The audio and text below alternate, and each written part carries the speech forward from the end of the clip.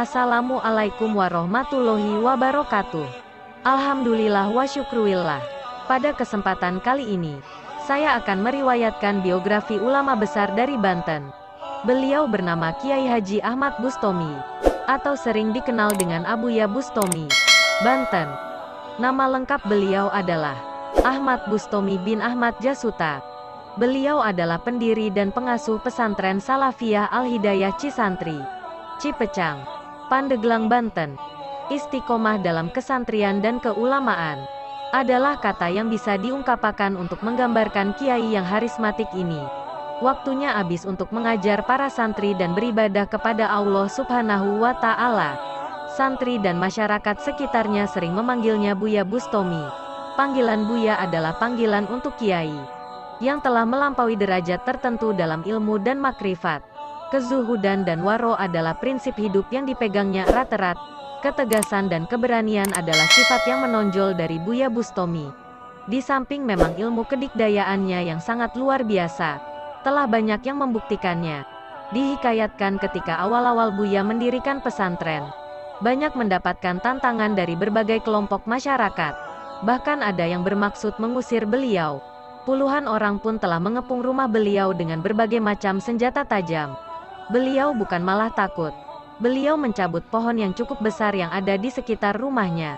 Kelompok pengepung itu pun gentar dan mengurungkan niat jahat mereka. Dan juga Abuya Bustami beberapa kali pernah berurusan dengan pihak kepolisian karena membela santrinya yang menghadapi masalah. Bahkan Buya pernah dipenjara karena hal tersebut. Dihikayatkan pada awal tahun 90-an, ada santrinya yang dipukuli kondektur sebuah mobil bas.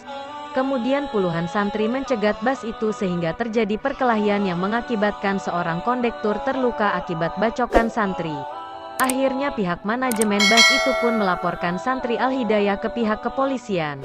Sebagai pengasuh pesantren, Abuya Bustami bertanggung jawab atas apa yang dilakukan santri-santrinya itu. Buya pun ditahan di kantor kepolisian.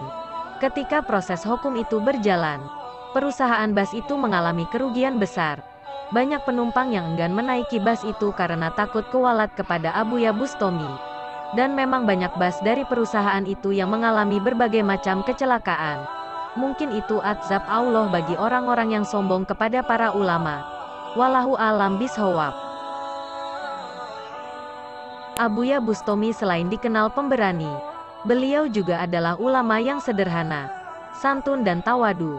Rumahnya yang dari luar nampak cukup bagus tapi ketika sampai di dalam sungguh sangat sederhana. Hanya ada alas, tak ada bangku mewah, dan sebuah lemari yang berisi kitab-kitab.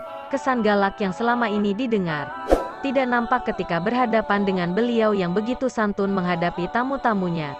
Itulah sepenggal kisah seorang ulama besar dari Banten.